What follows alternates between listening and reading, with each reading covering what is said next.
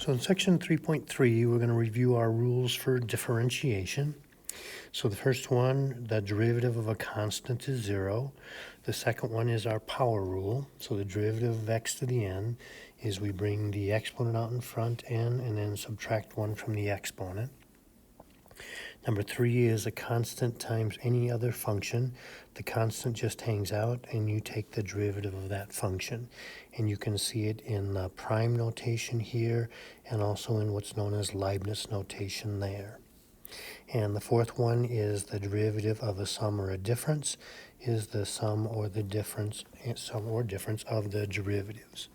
So we can see all of that in play over here with our yellow example. F of x equals 12x to the fifth minus x plus 6 squared of x plus 3 over x plus e squared.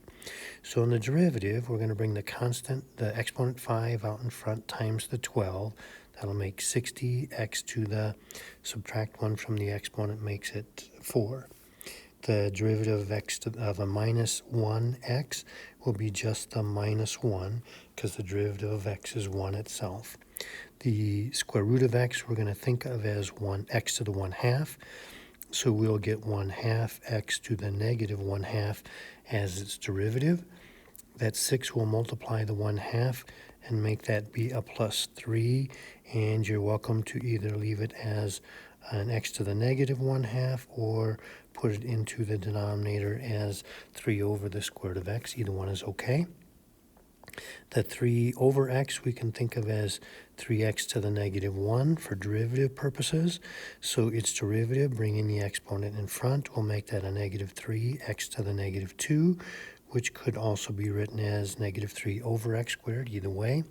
And then recognizing that e squared is just a constant, so its derivative is 0.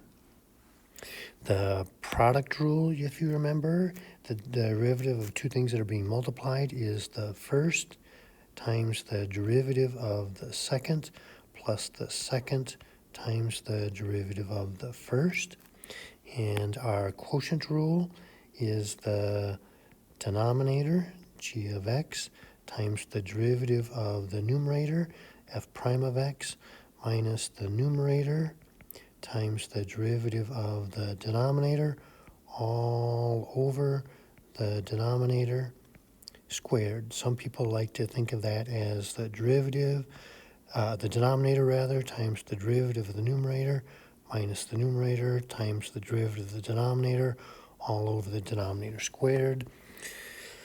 And some people do it weirdly. I can never remember it this way. I don't do it this way. It's something like, I don't even know, something do high, do low, low, do high, or something like that. I don't use that, so I don't remember it that way. So here we have an example in red. We know u of 2, u prime of 2, v of 2, and v prime of 2. So using the product rule on the derivative of u times v, we're going to get the first u, and we're going to evaluate that at 2, and then times the derivative, v prime of 2, plus the second v of 2 times the derivative of the first u prime of 2. So u of 2 we're told is negative 3, and v prime of 2 is 2, and v of 2 is 5, and u prime of 2 is 4. So that looks like a negative 6 plus 20, and I think that's going to be a 14. For the quotient rule, we'll use the denominator evaluated at 2 times the, so denominator times the derivative of the numerator minus the numerator times the derivative of the denominator, all over the denominator squared. So plugging in those numbers, v of 2 is 5, and u prime of 2 is 4, minus u of 2 is negative 3, times v prime of 2, which is 2, all over v of 2, which we said was 5 squared. So I think that's going to be 20 plus 6 over 25, or 26/25. Okay, let's go to the next page. And here we see we've got trying to find an equation of a tangent line. and a normal line to this function y equals 3x over x squared plus 1 at x equals 3. So we need a point for a tangent line. We need a point and the slope. So the point is going to be x coordinate 3. And then if we plug in 3, we're going to get 9 over 10. So that's going to be 9/10. Now the slope is going to be the derivative dy dx evaluated at x equals 3. So the derivative is going to be a quotient rule here, denominator times the derivative of the numerator minus the numerator times the derivative of the denominator all over the denominator squared. So that's going to be, let's just go ahead and plug it in. So I'm going to say at x equals 3. So we're going to get 3 squared plus 1, that's 9, plus 1 is 10, times 3, minus, that's going to be 3 times 3 is 9, times 2 times 3 is 6, all over, we said that was 10 squared is 100. So that's going to be 30 minus 54 all over 100. So I think that's negative 24 over 100. 4 goes into 24 6 times, into 100 25 times. So that's going to be our slope. So our tangent line, so that tangent line is going to be y minus 9/10 is equal to negative 6/25 times x minus 3. And the normal line is perpendicular to the tangent at the point of tangency. So all we have to do is switch that slope to its negative reciprocal.